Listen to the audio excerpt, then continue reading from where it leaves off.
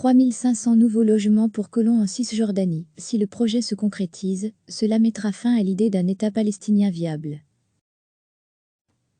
Le Premier ministre israélien Benjamin Netanyahou, en pleine campagne électorale en vue des législatives du 2 mars, a promis mardi la construction de 3,500 nouveaux logements pour colons en Cisjordanie, territoire palestinien occupé par Israël depuis plus de 50 ans.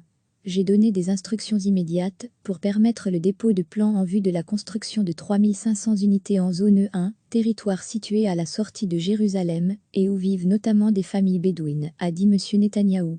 Si Israël construit dans cette zone entre la colonie juive de Maale Adoumim et Jérusalem, la Cisjordanie sera coupée en deux, ce qui empêcherait la création d'un éventuel État palestinien disposant d'une continuité territoriale, estiment les Palestiniens et des ONG.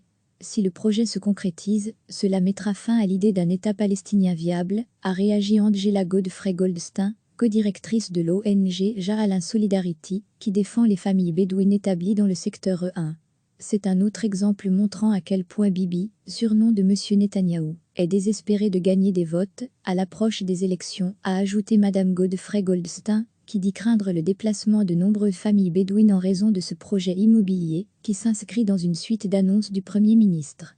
M. Netanyahou avait promis la semaine dernière la construction de milliers de nouveaux logements dans des quartiers de colonisation à Jérusalem-Est, un projet aussitôt dénoncé par les Palestiniens. Le statut de Jérusalem est l'une des pierres d'achoppement du conflit israélo-palestinien, les Palestiniens entendant faire de la partie orientale de la ville, occupée et annexée par Israël, la capitale de leur futur État, alors que les autorités israéliennes considèrent l'ensemble de la ville comme leur capitale.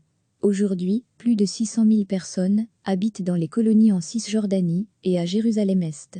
La colonisation de ces territoires, occupés depuis 1967 par Israël, s'est accélérée ces dernières années sous l'impulsion de M. Netanyahou et de son allié à Washington, le président Donald Trump.